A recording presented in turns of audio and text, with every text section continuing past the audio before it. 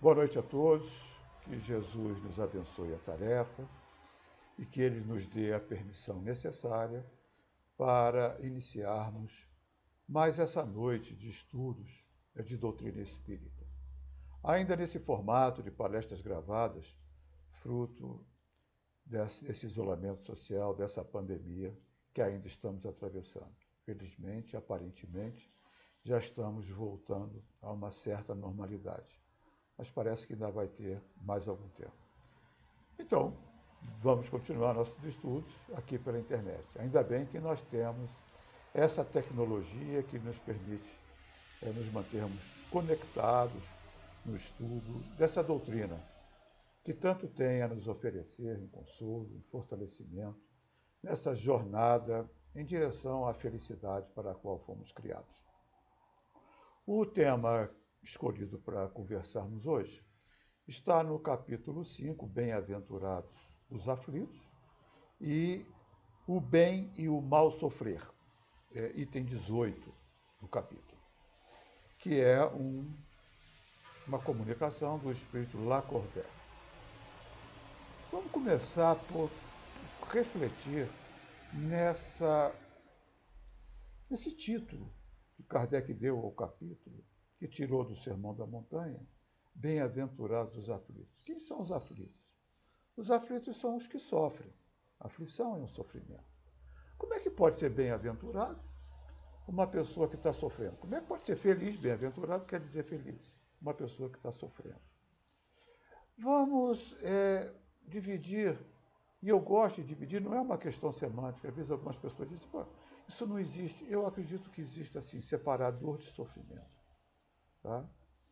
Todo sofrimento dói, mas nem toda dor é um sofrimento. Porque o processo de crescimento, de evolução, ele naturalmente dói. Evoluir dói, crescer dói. Qualquer movimento no sentido de nós sairmos da nossa zona de conforto em direção a um crescimento, ele necessariamente é doloroso, seja ele intelectualmente, moralmente ou fisicamente. Eu cito um exemplo que é um exemplo corriqueiro. Vamos imaginar que a gente queira fazer um condicionamento físico melhor e vai para uma academia. Os primeiros momentos, os músculos vão reagir. Será dor. Tá? Mas essa dor é um sofrimento? Não, ela não é um sofrimento, ela é a dor do crescimento. Daqui a pouco está acostumado e cada vez mais os músculos vão pedindo e cada vez mais nós vamos ganhando um bom condicionamento físico. Fruto do quê? Fruto de um esforço que foi no início doloroso. Então, nem toda dor é sofrimento, mas todo sofrimento dói. E de onde decorre o sofrimento? O sofrimento decorre das consequências de nós termos nos afastado da lei de Deus. Está lá na questão do Livro dos Espíritos. O homem só é infeliz quando ele se afasta da lei de Deus. Então, o afastamento da lei de Deus, da lei natural, da lei que rege o nosso progresso moral, é que gera sofrimento, que nos coloca nas situações de expiação. Então, toda expiação é uma prova, mas nem toda prova é uma expiação. Prova é tudo aquilo que nos leva a crescer. Expiação é o refazimento de uma prova que no passado, seja nesse passado remoto, de vidas passadas, ou seja nesse passado atual das nossas próprias vidas, tomamos decisões equivocadas, decisões fora da lei natural e que geramos para nós condições de sofrimento. Então, quando Kardec coloca, ou quando Jesus coloca, bem-aventurados os que sofrem, não são todos os que sofrem. São todos aqueles que compreendem que as matrizes, que as causas dos seus sofrimentos estão dentro de si próprios. Então, isso é muito importante, porque quando eu não transfiro a minha dor, o meu sofrimento para terceiros, é o planeta, é o mundo de provas e expiações, é a família, são os filhos, é o trabalho, é o bairro onde eu moro, eu estou transferindo para os outros. Ora, quando eu transfiro para alguém as matrizes, as causas daquilo que me acontece de desagradável, então, na realidade, eu perco o controle sobre elas. Mas quando eu percebo que eu estou inserido em situações que foi no passado, seja esse repetindo, um passado remoto, vidas passadas que me determinam uma qualidade de vida hoje um conjunto de experiências hoje. Ou decisões dessa própria vida. Tomei decisões equivocadas, escolhi a profissão errada, não, não estou bem no meu trabalho, não estou bem na família porque tomei decisões equivocadas. Muitas vezes as pessoas entram em situações de falta de dinheiro porque houve um desperdício. Então, eu percebo que a matriz, a causa do meu sofrimento está em mim. Ora, se a causa está em mim, a mudança também está em mim. E esse é o bem-aventurado, que não transfere responsabilidade, que percebe que a sua matriz de sofrimento está em si próprio e que começa a trabalhar em cima delas. Então ele é feliz. Não é feliz porque ele esteja vivendo uma situação cômoda. Felicidade não tem nada a ver.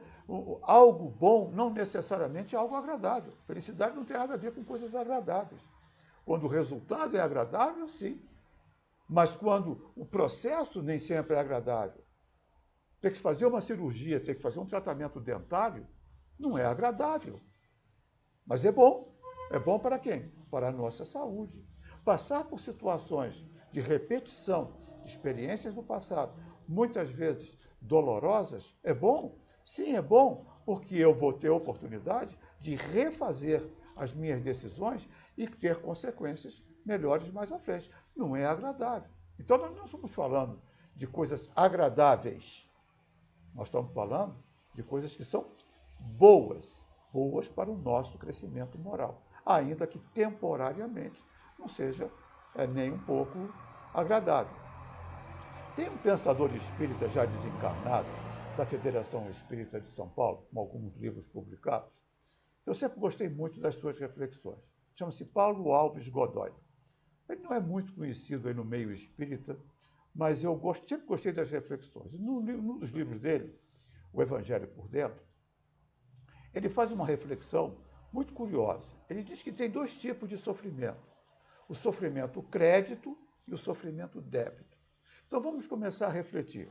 Sofrimento é tudo aquilo decorrente dos processos expiatórios. São as experiências de repetição dos processos expiatórios. Gosto de comparar com séries escolares. Kardec também faz essa comparação com séries escolares. Quando a gente está numa série escolar, tem um conjunto de matérias que são os desafios evolutivos daquela série, no qual nós somos incentivados a crescer no aprendizado dessas matérias. Mas se por alguma razão, por desleixo, seja lá por que for, nós não dermos conta de uma delas ou de algumas delas, no período seguinte, semestre ou ano seguinte, essas matérias dos quais nós não fomos aprovados, elas vão gerar a necessidade de repetição dessas matérias. Costuma se chamar ficar em dependência. O que é ficar em dependência? É cursar de novo a matéria do qual nós não fomos aprovados. Então vamos lá, pensando aí numa matéria de matemática, cálculo 1.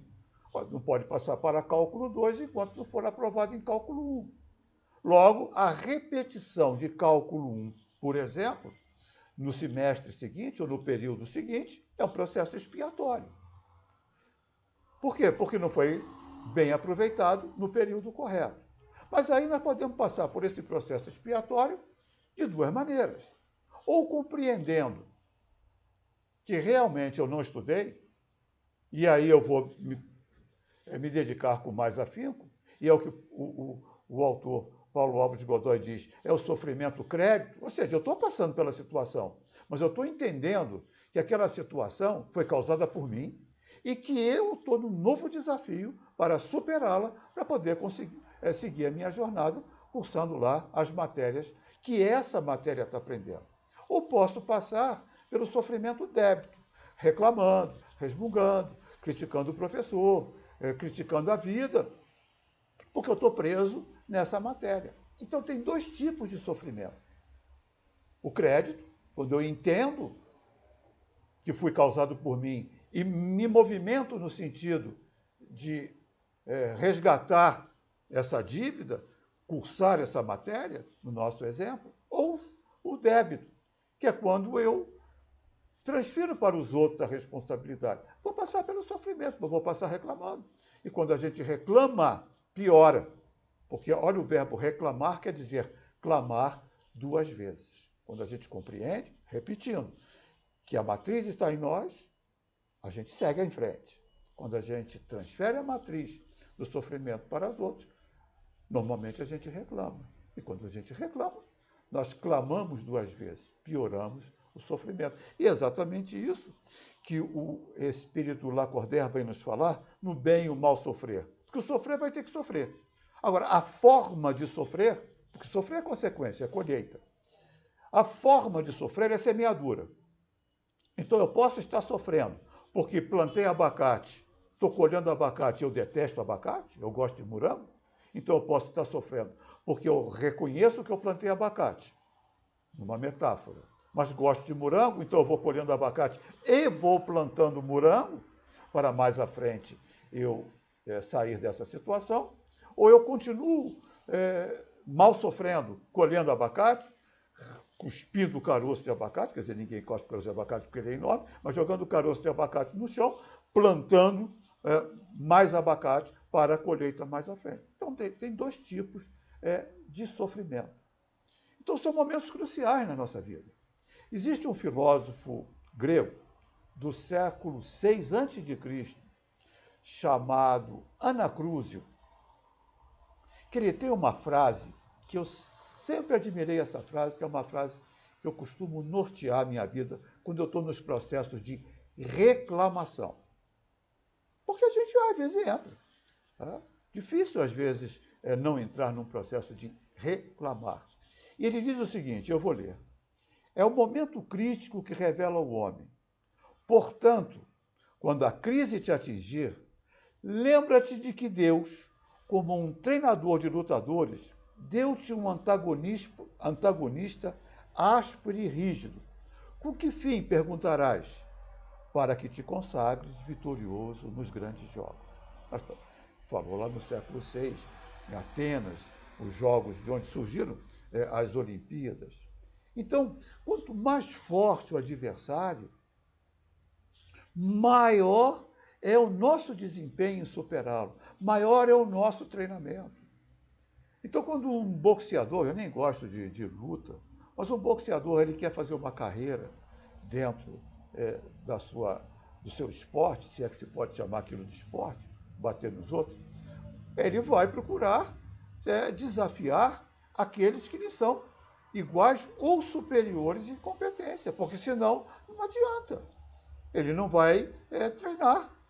Então, quando nós estamos na vida, nós estamos num desenvolvimento de potenciais intelectuais e morais que nós possuímos em germe. Ninguém disse que encarnar ia ser fácil. Nós, quando lá fazemos nossas escolhas das provas, o que são as provas? Provas são desafios. Os desafios são necessariamente de evolução.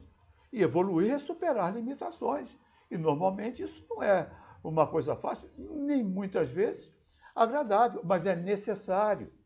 Porque se nós queremos crescer, se nós queremos evoluir, seja num trabalho, seja numa profissão, seja num esporte, seja na vida, porque nós somos atletas da vida, nós temos que nos sempre autodesafiarmos.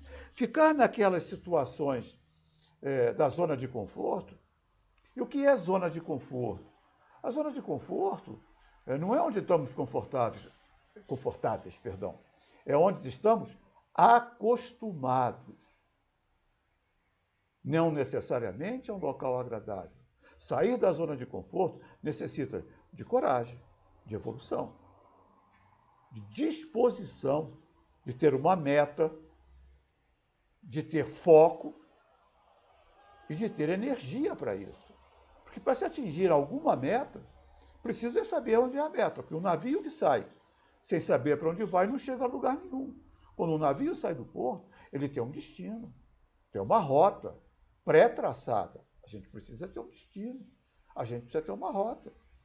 Vão acontecer, provavelmente, algumas intempéries, alguns obstáculos, sem dúvida nenhuma, mas se a rota está traçada, nós vamos continuar em direção à rota. Para isso é preciso energia, para superar os desafios do caminho.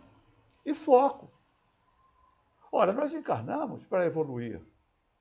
Está lá no Livro dos Espíritos, a finalidade de uma encarnação. Ela é evolutiva. Então a gente tem que ter foco na evolução. O que é foco? Foco é não se distrair no caminho. E o mundo é cheio de distrações. O mundo é cheio das chamadas tentações. E que são as tentações? As tentações são todos os estímulos que atingem as nossas fraquezas, sejam elas morais, sejam elas físicas. Isso é a tentação, basicamente as nossas fraquezas morais. Então, uma pessoa gulosa, uma comida, um doce, é uma tentação. Para uma pessoa que não é gulosa, não é uma tentação. Então, a fraqueza moral, ela nos coloca, muitas vezes, sujeito a tentações. E superar essas limitações, essas tentações, é o bem sofrer, porque é um sofrimento. Pensa bem, você é uma pessoa gulosa, está buscando um condicionamento físico, emagrecer, porque está com muito peso.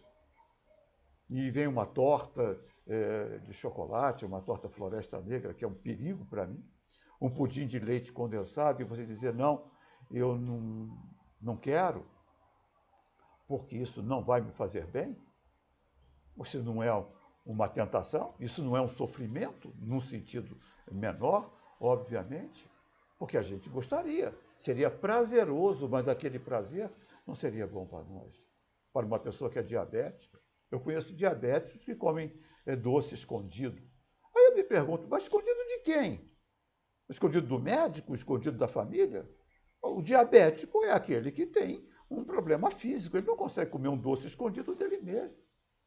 Então ele não está sofrendo bem, ele está inclusive agravando a sua doença, ou correndo o risco de agravar a sua doença, porque ele não está passando pelo desafio de superar as tentações, está sem foco. Eu gosto muito da imagem do equilibrista na corda bamba. Eu acho incrível aquilo. Admiro aquela arte, se a gente pode chamar de arte. Eu acho que é arte, sim. Primeiro, ele tem conhecimento, sabe andar na corda bamba. Mas, principalmente, além do conhecimento, ele tem foco. Se a gente observar, alguns atravessam até abismo, não é no circo com uma rede embaixo, é abismo. E o que eles fazem? Eles têm um ponto de destino, eles têm um ponto de chegada. E eles trabalham em cima da corda, vão andando em cima da corda com a sua habilidade desenvolvida, mas ali a prova é o testemunho. Eles vão andando sem se distrair. Foco lá no destino. Não olha para os lados, nem olha para baixo, porque se fizer isso, cai. Basicamente, nós andamos na corda bamba da vida, porque existem muitas atrações externas para nos desviar do caminho, para nos tirar da nossa meta, para nos tirar do foco, para consumir nossas energias.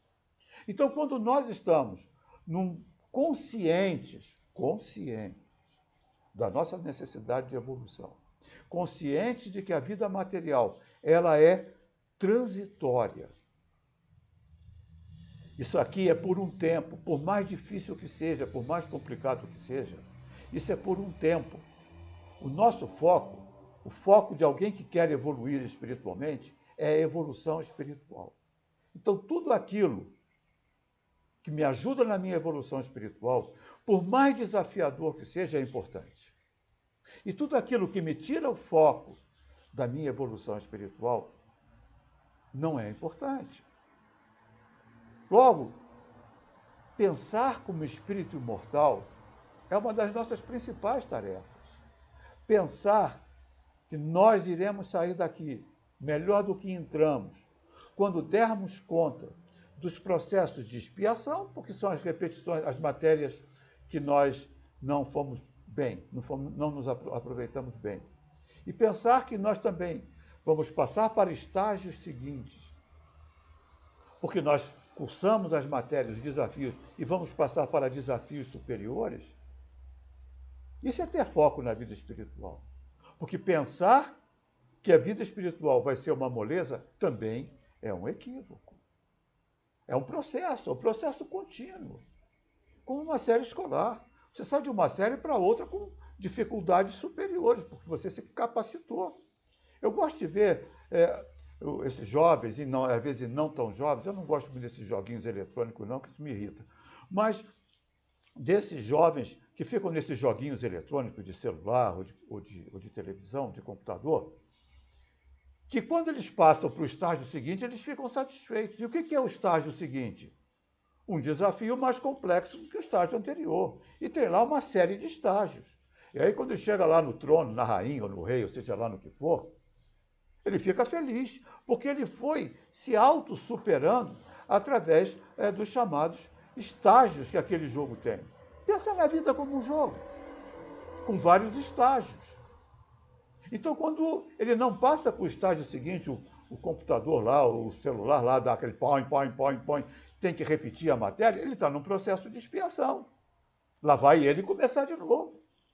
E ele vai começando tantas vezes quando forem necessárias para o estágio seguinte. Então, ele está no bem sofrer. Voltou, aprendeu, repetiu, passou para o estágio seguinte. Agora, se ele pega o celular, o computador e joga no chão e tem uma crise histérica, ele está no mal sofrer.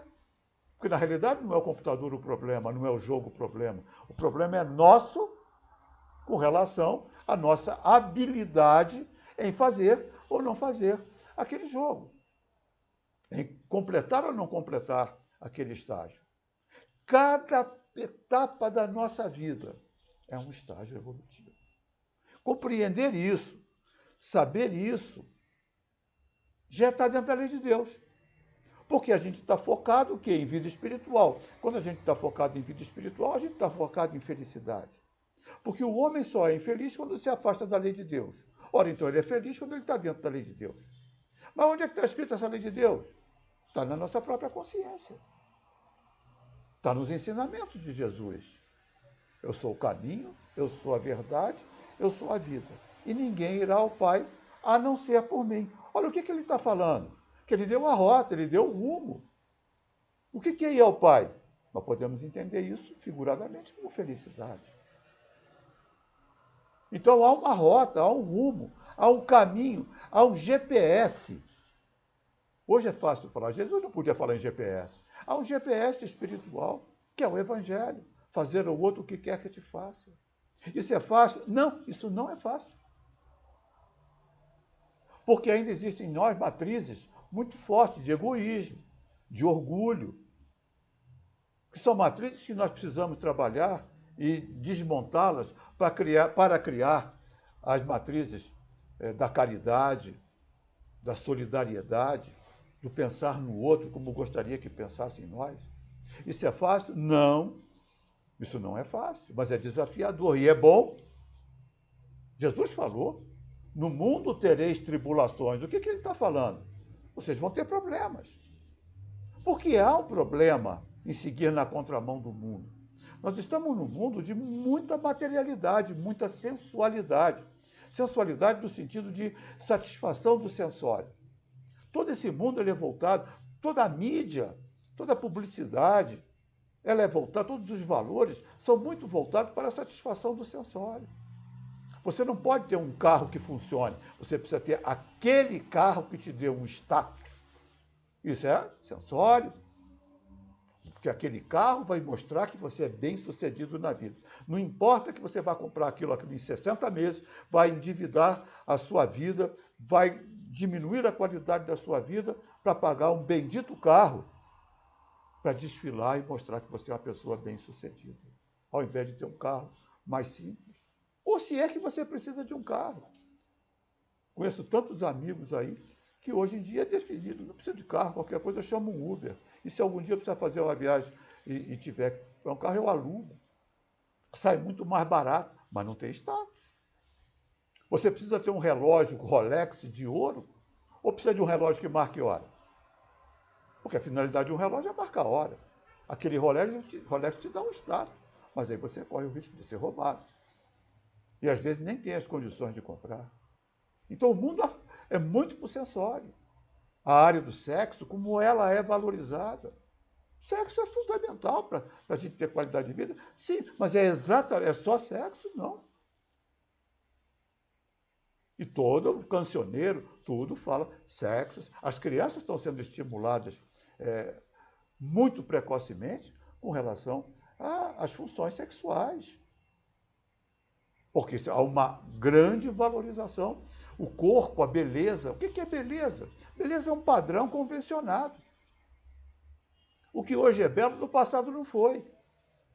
Quando a gente vai ver as pinturas lá, tinha um pintor lá da Idade Média chamado Rubens, as mulheres que ele pintava são pessoas que hoje seriam consideradas fora do padrão de beleza, porque seriam obesas. Mas naquela época, aquelas mulheres eram consideradas, aquilo era um padrão de beleza. Hoje é um padrão esquelético. A gente olha para as manequins, praticamente é osso puro. São pessoas que nem se alimentam direito para manter aquele padrão estético, ou então na academia, horas de academia, musculação. E por que a gente não faz musculação espiritual se consegue fazer musculação, a musculação física? É só uma questão de foco, é só uma questão de direcionamento. E as pessoas que não conseguem ter aquele corpo, que são baixas, que têm a estrutura corporal mais pesada, elas são infelizes? Elas são feias? O que é isso? Padrão de feiura, padrão de beleza, é um padrão estético convencionado pela sociedade. Se você está bem com você mesmo, se você está bem com o teu corpo, por que ser infeliz? Por algo que é transitório? Pensa como espírito imortal, é isso que Jesus falou. Vai sofrer por algo que é transitório e comprometer para sofrer por algo que é permanente, que é o espírito. Ao invés de evoluir, ao invés de crescer, fica preso em valores convencionais do mundo. O cristão, segundo a própria definição de Jesus, isso não vai ter facilidade. Porque ele vai viver na contramão do mundo em muitas situações. Ele vai dizer não para tudo aquilo que o mundo diz sim. E aí ele vai se sentir um peixe fora d'água. Mas evoluir é isso. Evoluir é sair do aquário e passar para um lago superior. Isso é evoluir. É passar, estar acima do que era no passado. Para se fortalecer como espírito imortal que nós somos. E isso dói. Pode ser sofrimento, no sentido de que é ultrapassar um processo expiatório. Mas dor será sempre. A dor da evolução. Então existe um bem e um mal sofrer. Então, na sequência desse capítulo, do 18, do item 18, nós temos o espírito Santo Agostinho falando do mal e o remédio. E ele diz, a Terra é um paraíso? Não, a Terra não é um paraíso. Jesus não falou que aconteceriam prantos e ranger de dentes, lágrimas, porque aqui é onde nós estamos sintonizados pela nossa qualidade moral. Então não há como passar pela vida sem passar por dificuldades.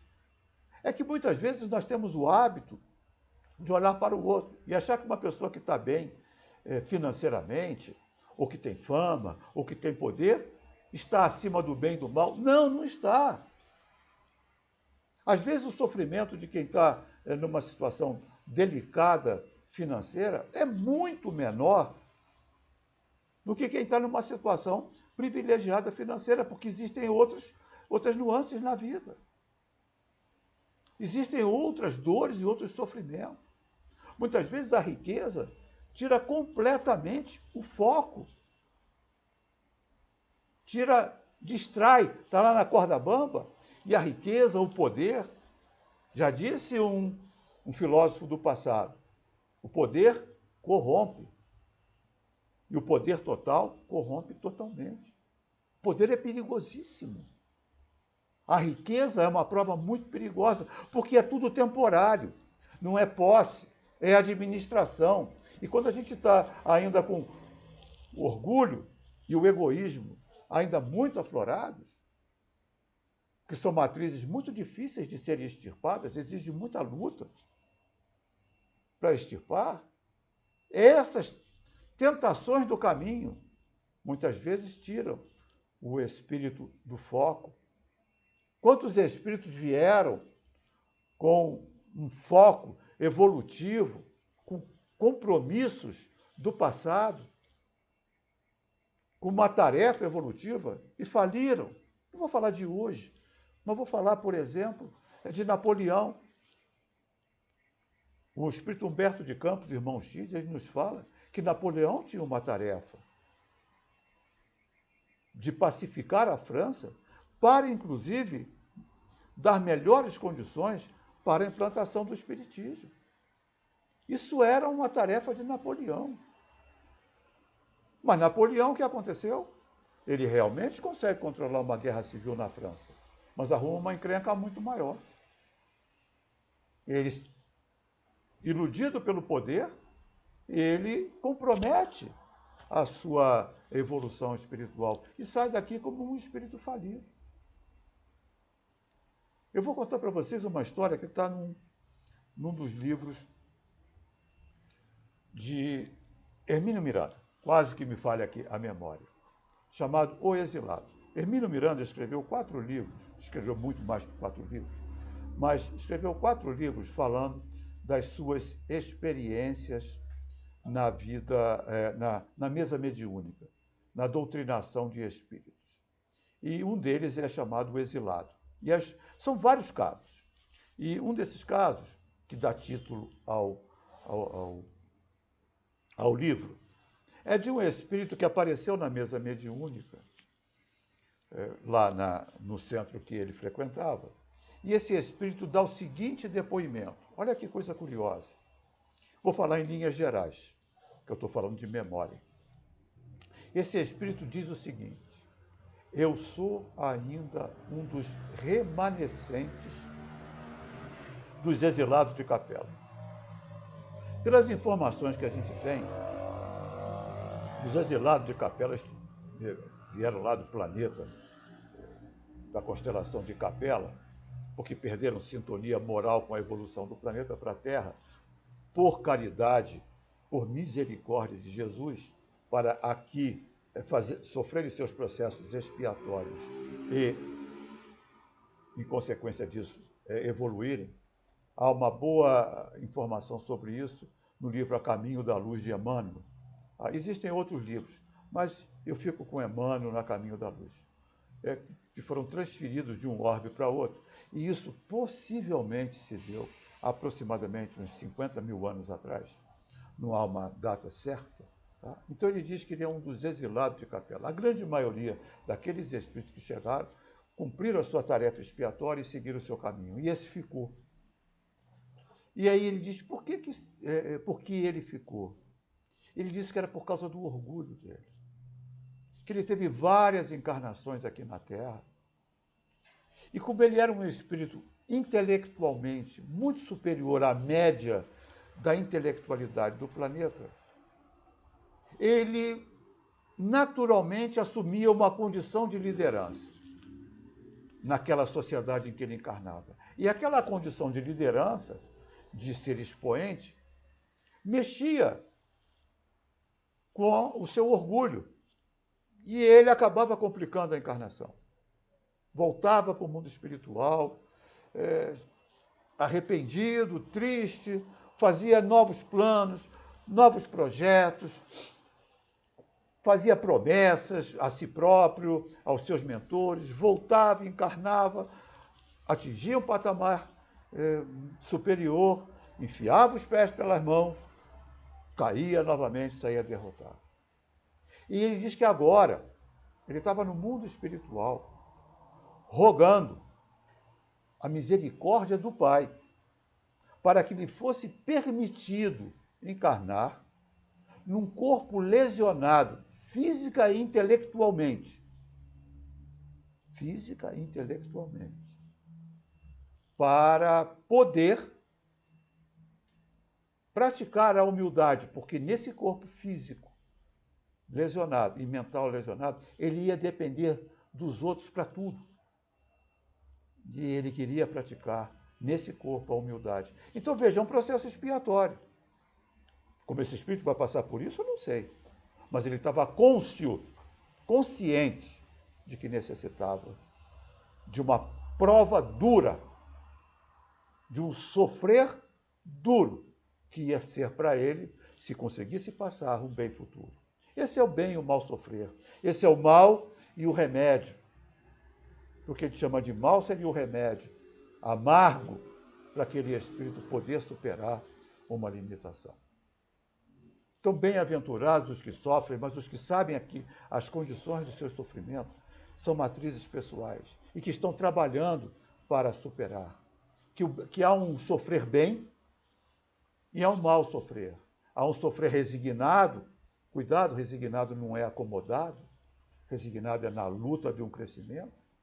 E há um sofrer revoltado, que não produz resultado.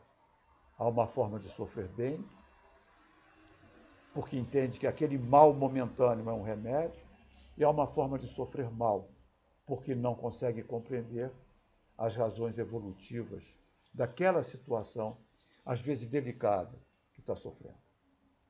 Então, que a gente possa refletir que nós estamos num mundo de provas e expiações, que não é fácil para ninguém, nem vai ser fácil, mas que tudo isso vai passar, e tudo isso sirva, então, de controle, sirva de consolo, perdão, para a nossa jornada evolutiva.